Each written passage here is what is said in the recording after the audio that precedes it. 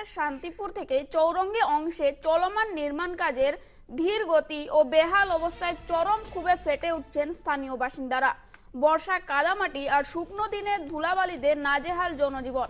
Star hope ফাউন্ডেশনের chairman Emadur Rahman চৌধুরীর নেতৃত্বে এলাকাবাসী ক্ষোভ প্রকাশ করেন এবং অভিযোগ, বরাদ্দ থাকা সত্ত্বেও ঠিকাদার সংস্থার অবহেলায়, কাজের গতি স্লো এবং প্রশাসনিক নজরদারির অভাব প্রকল্প বাস্তবায়নে বড় অন্তরায়। উল্লেখ্য, শিলচরের সাংসদ পরিমল শুক্লবৈদ্য 2024 সালের ডিসেম্বরে প্রকল্পটি শিলান্যাস করেন এবং মুখ্যমন্ত্রীর পাকা পথ প্রকল্পের আওতায় প্রায় 11 কোটি টাকা বরাদ্দ হলেও এখনো কাজ অসম্পূর্ণ। ফলে পূর্ব কাঠিগড়ার হাজার হাজার মানুষ, বিশেষ করে শিক্ষার্থী ও শ্রমজীবীরা প্রতিদিন দুর্ভোগে পড়েছেন। স্থানীয় বাসিন্দারা হুঁশিয়ারি দিয়েছেন, দ্রুত কাজ সম্পন্ন না হলে তারা গণ আন্দোলনে নামতে বাধ্য হবেন এবং কাছাড়ের টিআরকে সড়কের বেহাল দশা। দ্রুত কাজ না হলে গণ আন্দোলনের হুঁশিয়ারি সাধারণ জনগণের।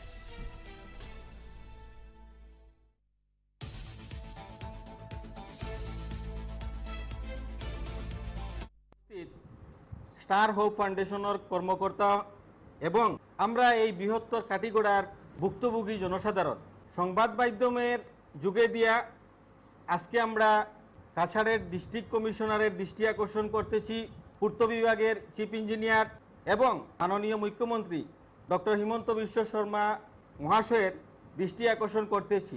কাঠিগড়ার মেরুদণ্ড হিসাবে পরিচিত টিআরকে সড়ক, যে সড়ক নির্মাণের জন্য মুখ্যমন্ত্রী পকিপথ যোজনায় বিগত বছর 11 কোটি 23 লক্ষ টাকা বরাদ্দ হয়েছে, যথারীতি টেন্ডারও হয়েছে, একজন ঠিকাদার বরাদ্দ পেয়েছেন। টিআরকে সড়কের কাজ সম্পন্ন হওয়া তো দূরের কথা, মাত্র 10% কাজ সম্পন্ন হয়নি। বিভাগীয় অনেক গাফিলতি রয়েছে এবং জানলে আশ্চর্য হবেন, যিনি বরাদ পেয়েছেন ওনাকে আমরা এই এলাকার মানুষ একদিনও দেখিনি কাজের সাইডে। কন্ট্রাক্টর বলতে কাউকে চেনা যায় না। প্রায় 10 থেকে 15 জন ঠিকাদার সেজে এই রাস্তায় এসে ঘোরাফেরা করেন, কিন্তু কাজের কাজ এ পর্যন্ত কিছু হয়নি। রাস্তার কাজ চৌরঙ্গি থেকে শান্তিপুর সামজুরাই পর্যন্ত, যে জায়গাটুকু অল্প ভালো আছে ফুলবাড়ির দিকে, ওরা শুধু এখানে ভালো জায়গায় আরো একটু ভালো করছে। এবং চৌরঙ্গি থেকে আমাদের তারিণীপুর পর্যন্ত 5 থেকে 6 কিলোমিটার জায়গা আপনি যদি গাড়ি নিয়ে আসেন তাহলে আপনার প্রায় 1.5 ঘন্টা সময় লাগবে।